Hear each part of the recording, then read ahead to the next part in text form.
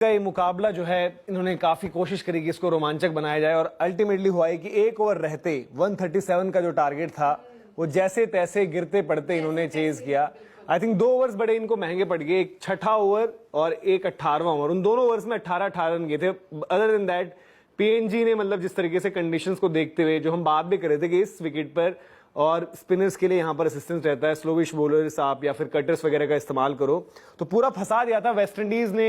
चोक कर ही दिया था और वो एक ऐसा खिलाड़ी शायद जो काफी कम लोगों ने सोचा होगा कि शेहोप से ऊपर ये यहाँ पर खेलेंगे रॉस्टन चेज, क्योंकि ऑफ स्पिन एक तो ऑप्शन देते हैं और ऐसी सिचुएशंस के लिए कि स्पिन को टैकल कर लेते हैं। उनकी नॉट आउट जो 42 रन की इनिंग्स रही उसकी बदौलत ये वेस्ट इंडीज जो बड़ी बड़ी बातें हो रही थी कि ये तो 200 बना देंगे, ये कर देंगे, आज यहां पर चोक कर गए थे। और कंडीशन सिचुएशंस एक के बाद एक बल्लेबाज पता नहीं क्या करना चाह रहे थे, कुछ समझ नहीं आ रहा था उनका। मतलब ये शुरुआत से अगर आप देखें तो ठीक है, ब्रैंडन किंग वहां पर जॉनसन चार्ल्स वो आउट हो जाते हैं, डक पर आउट होते हैं, निकोलस पूरन उनका मतलब 27 पर 27 एक वक्त मतलब वो क्या खेल रहे थे, क्योंकि ये था कि तीसरे नंबर पर वो आएंगे तो चलिए शायद ब्रैंडन वो 27 पर 27 तब हुए जब वो छठे ओवर में 18 रन आए थे और वहां पर उन्होंने ही स्कोर किया शायद। उससे पहले वो आउट होते होते हमने देखा था कि पहले एलबीडब्ल्यू बचे थे, वहां पर एलबीडब्ल्यू हो गए थे, आउट ही हो जाते अगर उनको वहां पर रिव्यू ले लिया जाता, वहां पर वो फंसे। उसके बाद में हमने देखा कि भाई वैसे ही चलता रहा मामला और मोमेंटम नाम की चीज थी नहीं वहां पर कुछ भी। टारगेट था जिसमें हम यही बात कर रहे थे कि कितनी जल्दी वेस्ट इंडीज इसको खत्म करेगा, क्योंकि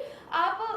पहले बैटिंग साइड आपको कह रहे हैं कि आपकी बैटिंग बहुत अच्छी है, बॉलिंग में आपको फिर भी डाउट्स रहेंगे, लेकिन बैटिंग में आपको इतने कम टारगेट पे आप इस टीम के आगे इतने एंड तक लेके गए हो गेम को और जैसे तैसे जीते हो। यहाँ पर कोई और टीम होती है, आप अच्छी टीम से आगे तो फिर कैसे कहाँ स्टैंड कर पाओगे। और यही एक बात हो रही थी कि इन्होंने देखो बाद में जो हम कह रहे थे ना कि वो जो लास्ट के 3 ओवर्स में रन दिए थे,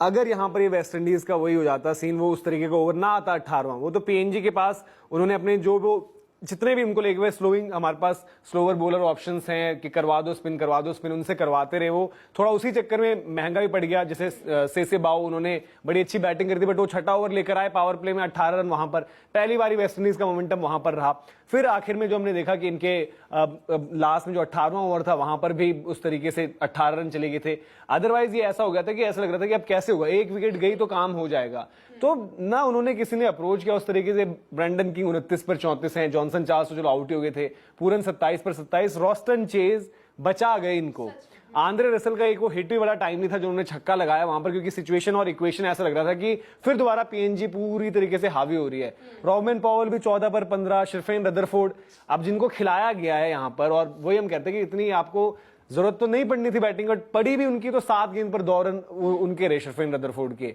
तो यहां पर जस्ट वेस्ट इंडीज बच गई और जो हम कहते हैं कि भाई खौफ अपना पैदा कर देंगे, माहौल बना देंगे, आज ये अपने लिए ही थोड़ा सा यहां से सवाल लेकर जा रहे हैं। और बैटिंग पर भी सवाल है, फिर बॉलिंग पर भी जो हम कह रहे थे कि लास्ट में जिस तरीके से उन्होंने बॉलिंग करी, इसीलिए हम कह रहे थे कि डेथ बॉलिंग में वो 10-15 रन द मोमेंट आप ऊपर दे दोगे किसी भी टीम के अगेंस्ट, आपको भारी पड़ सकते हैं वहां पर।